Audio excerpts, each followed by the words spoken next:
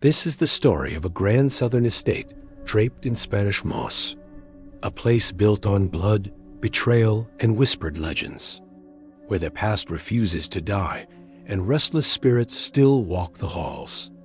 A house where guests glimpse ghostly children, a woman in a green turban, and handprints that appear where no living hand could reach.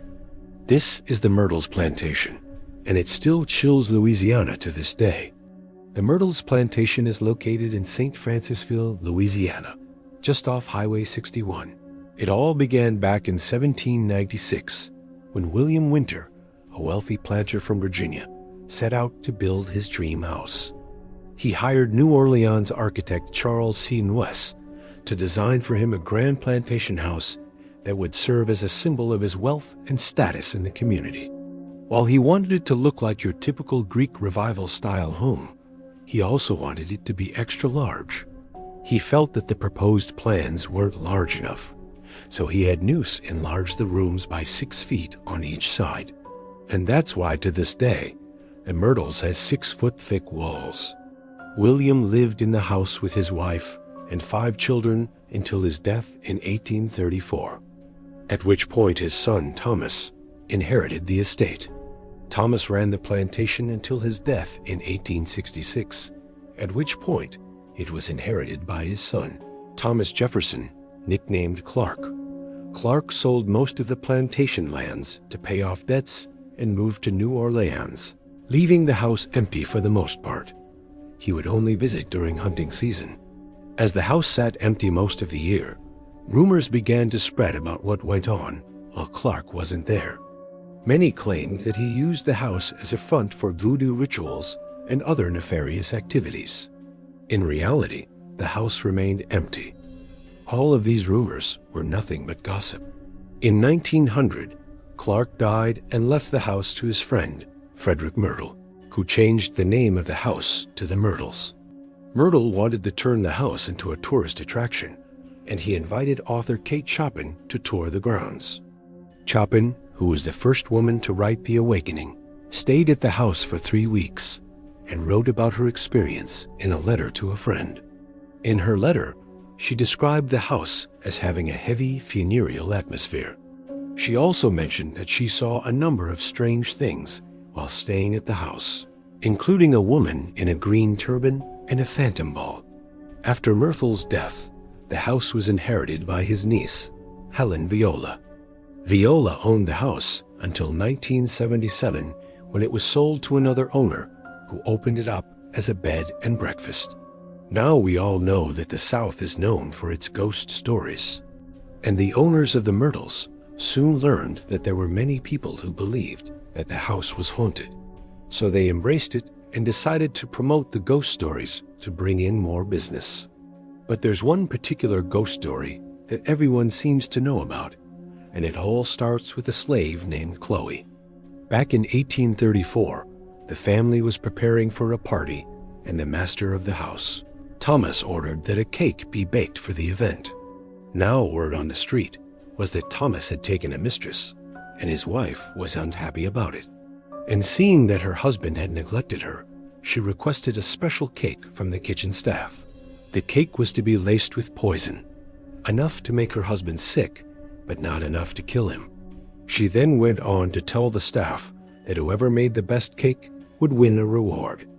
Now the cake was made by a slave named Chloe. She worked hard to ensure that her cake would be the best and stood by as Thomas cut into it at the party and ate it. At first everything seemed fine, but soon he began to convulse and eventually died. Now thinking that she had done too much, Chloe panicked and fled. When the police arrived at the house, they questioned the family and found out that Chloe had indeed poisoned the cake. They then went out and searched the area for her and eventually found her remains near the Mississippi River. They say that she was hanged by other slaves, and her body was tossed into the river, never to be recovered. Many people believe that her ghost still haunts the halls of the plantation house, searching for whoever was responsible for her death. And since nobody ever confessed, she continues to haunt the house to this very day.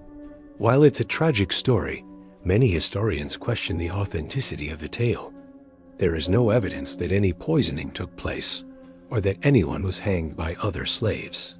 And even if it did, why would Chloe's ghost stay on Earth for so long? Well, many believe that she doesn't want revenge, but instead is looking for peace. Throughout the years, many people have reported seeing a ghost that they believe is Chloe roaming around the plantation house. Most describe her as an African-American woman wearing a green turban, similar to the description given by Kate Chopin almost 100 years ago. One of the most famous ghost stories surrounding Chloe comes from one of the guest rooms, the Green Room. Guests have reported waking up in the middle of the night to find Chloe staring at them from the foot of their bed.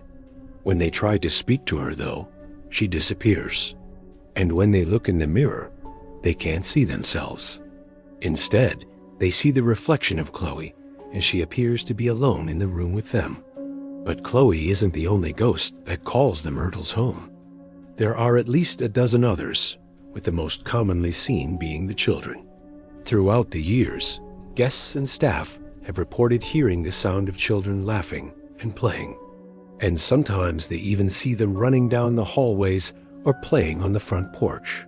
Many people have even reported feeling something brush up against their legs as they walk through the halls, but when they turn around, there's nothing there. Some believe that these are the spirits of the children who died from eating the poisoned cake. And while that's a possibility, it's also likely that they were simply playing. After all, they are children. The ghost of Clark is also said to roam the halls of the house, looking for answers about his family's death. He's often seen wearing a top hat and carrying a cane, and many people report feeling a sudden drop in temperature whenever he enters a room. There are also two other ghosts that are said to haunt the property, a man named George and a woman named Delphine. George is said to be the ghost of a former slave who was killed by his master after stealing food for his family. Delphine is said to be the ghost of a former maid who was burned to death in a fire. Now, it's not just the ghosts that make the Myrtles such a haunted house. The house itself is said to be haunted. Many people have reported feeling a sense of unease or dread while inside the house, and some have even reported seeing shadows moving through the rooms. So whether it's the ghosts or the house itself, one thing is for sure, the Myrtles is definitely haunted. Today, the Myrtles Plantation is open to the public as a bed and breakfast and historical site. People come from all over the world to tour the house and learn about its history. Many believe that if you visit during the right time, you may be able to see one of the ghosts for yourself. So would you dare spend a night in a haunted house like the Myrtles? Just don't be surprised if you see a ghost or two while you're there.